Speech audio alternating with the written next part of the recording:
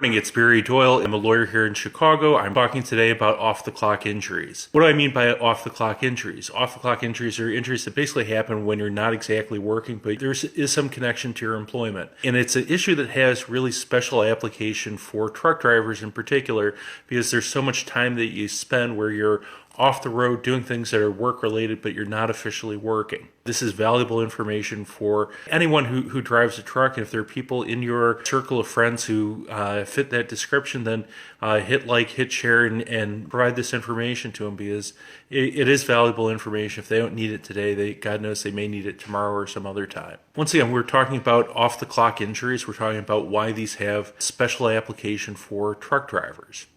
Now, what do I mean by an off-the-clock injury? Workers' compensation covers injuries that arise out of and in the course of your employment. That's very clear, and there's some things that are very clearly work-related.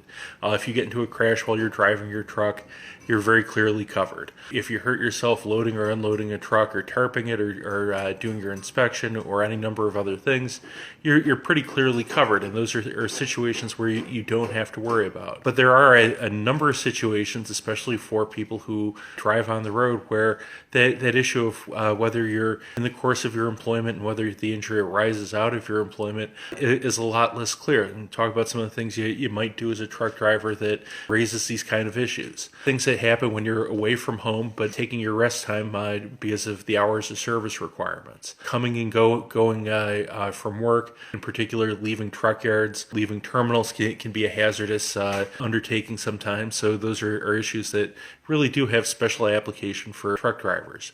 Now, the official statutory language for the Workers' Compensation Act says that injuries are compensable if they arise out of and are in the course of your employment. If an accident arises out of your employment, it means that you are exposed to some increased risk of harm that the general public isn't exposed to. For example, if you're leaving work and you are in the yard for your terminal and you step into a pothole and you break your ankle, that's an injury which arises out of your employment. Even though officially you're done for the day, you're on your way home, it's still going to be an injury that's considered to be one that arises out of your employment.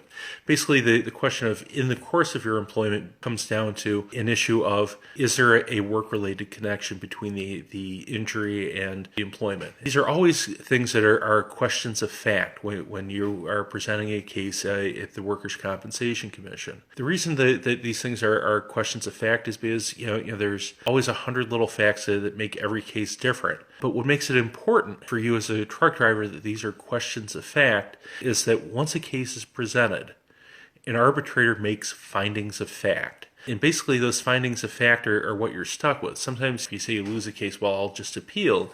The thing is that when the appeal is based on factual questions, the reviewing panel won't change the findings of fact or the conclusions that come out of those unless they're manifestly erroneous, and it's almost impossible to have that happen. So what does that mean? It means that when you're presenting your case for the first time at the trial level, you need to get the right kind of evidence in to show that your employment is work-related, that your injury arose out of and in the course of your employment. And if you lose that issue at the trial level, it's very, very difficult to have that decision reversed on appeal, which means basically you're going to end up losing your case.